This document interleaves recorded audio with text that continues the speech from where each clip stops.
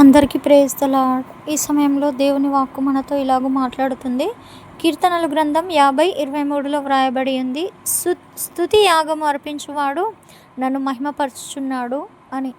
అంటే దీని మీనింగ్ ఏంటి అంటే, దేవుణ్ణి స్తుతించేవారంట ఆయన నామాన్ని మహిమపరుస్తున్నారంట.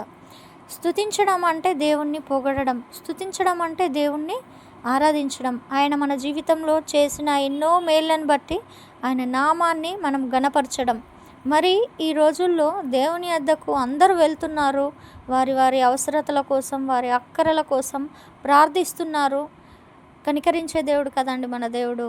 పాపం వారి ప్రార్థనలు విని తట్టుకోలేక, వారి దుఃఖాన్ని చూసి, వారి ఏడుపుని చూసి కనికరించి వారు అడిగిన వాటికి జవాబిస్తున్నాడు. వారు కోరినది, వారు ఆశించినది ప్రభువు ఇచ్చినప్పుడు దాన్ని తీసుకొని దేవుని దగ్గర నుండి దూరంగా వెళ్ళిపోతున్నారండి. కానీ దేవా, నువ్వు నాకు ఇది ఇచ్చావు, అందుని బట్టి నీకు వందనాలు అని స్తుతించేవారు లేరు.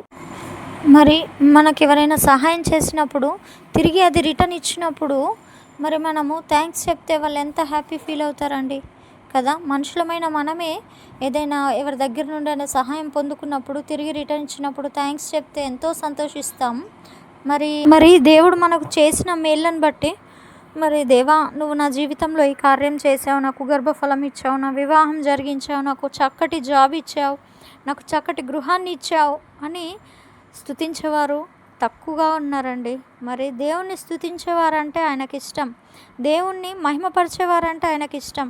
మరి ఇన్ని రోజుల నుండి నువ్వు ఎన్ని మేలు పొందుకున్నావో ఆ ప్రతి మేలుని ప్రతి నిత్యము దేవుడికి జ్ఞాపకం చేస్తూ స్తుతించేవారిగా ఉండండి. మీరు స్తుతిస్తుండగానే మీ స్థితిని మార్చే దేవుడు మన దేవుడు. మీరు అది ఇవ్వు ప్రభువా, ఇది ఇవ్వు ప్రభువా అని దేవుణ్ణి అడగడం కాదండి, నువ్వు ఇచ్చినందుకు వందనాలు ప్రభువా అని స్తుతించడం మొదలుపెట్టండి. మీ జీవితంలో ఇంకా అనేక అద్భుత ఆశ్చర్య కార్యాలు మీరు చూస్తారు మీ జీవితంలో.